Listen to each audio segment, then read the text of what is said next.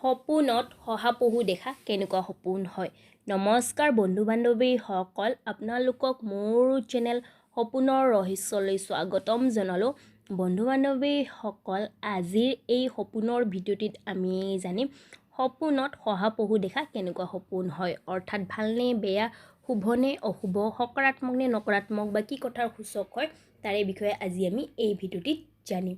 বন্ধু বান্ধৱীসকল, সপোনত শহাপহু দেখা অৰ্থ জনাৰ আগতে যদি আপোনালোকে মোৰ চেনেললৈ নতুন হয় তেন্তে মোৰ চেনেলটো ছাবস্ক্ৰাইব কৰি তাৰে ওচৰত থকা ন'টিফিকেশ্যন বেলখন প্ৰেছ কৰি অল কৰি থৈ দিব, যাতে মই আগলৈ এনেকুৱা সপোনৰ বিষয়ে ভিডিঅ' আনিলে আপোনালোকে প্ৰথমতে ন'টিফিকেশ্যন পাই যায়।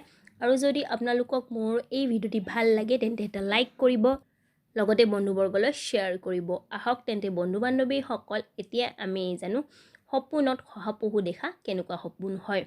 বন্ধু বান্ধৱীসকল, সপোনত শহাপহু দেখা বেয়া সপোন মনা হৈছে।